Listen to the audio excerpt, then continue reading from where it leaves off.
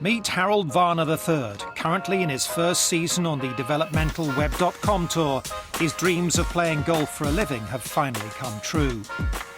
Born and raised in Charlotte, North Carolina, Harold first got into the game as a toddler, thanks to some help from his father. My dad, he got me started with the Fisher-Price clubs that were in the blue little tube, and they were yellow plastic clubs. And then when I was like 5, he bought me a cut-down 5-iron, and then just I loved it, enjoyed it, so I kept playing. Ever since I got to college, I knew I wanted to play on the PGA Tour, so every day I tried to do something to get better, whether that's workout. It's not been easy because when you make a decision, it's no gray area. It's either you got better or you didn't. So college, I had some fun, and I got better as well, so yes, it has. It's been a special journey so far for Harold. Unlike many young golfers fresh to the Web.com tour, he's already played in some of the most prestigious events alongside the biggest names in the game. He qualified for the 2013 US Open at Merion and for this year's Northern Trust Open at Riviera.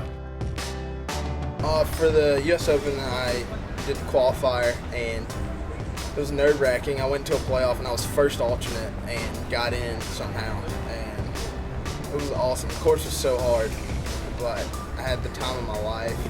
I got better, and for the Northern Trust, they had a diversity exemption, and I applied for it. I had applied for it 2 years ago, and they took 2 other guys, which is no big deal, but then I got it this year, and PGA Tour events are really good, so that's what we're working towards now.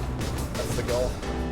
The Northern Trust exemption was introduced in 2009 to promote diversity in the game, and whilst there's still a long way to go as far as that's concerned, Harold hopes he can play his part, even if it's a way down the road, in generating a more inclusive image for the game of golf. Oh, there's definitely a need, but it's all about opportunity. If people aren't in the right situation, it's just hard to be great, I think.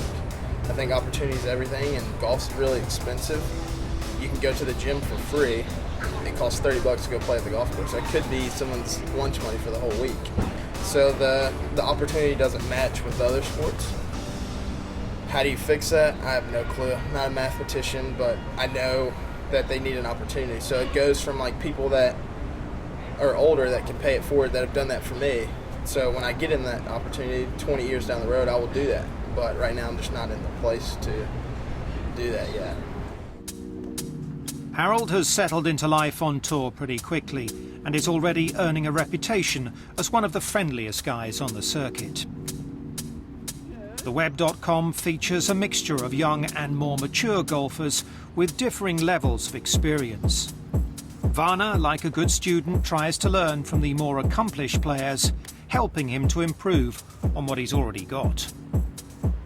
They do have experience, but you learn from them, you ask questions, and they're nice guys, they're not like anything, so they've been really good to me, and I've never been really afraid to ask a question. If you don't like me, just tell me, but I think I get along with most people, and everyone's here, so you gotta just play, and if you play well, you'll be fine on any level.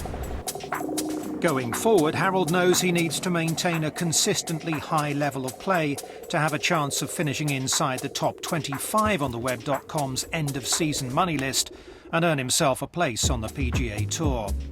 Right now, he's trying to keep things simple, keep focusing on improving his game and taking things one week and one tournament at a time.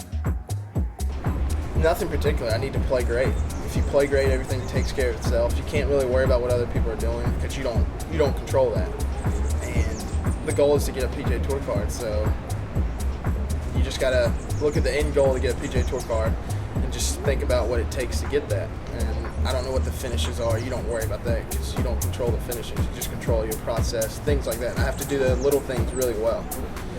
And if I do those things well, I will be right where I need to be when the time comes.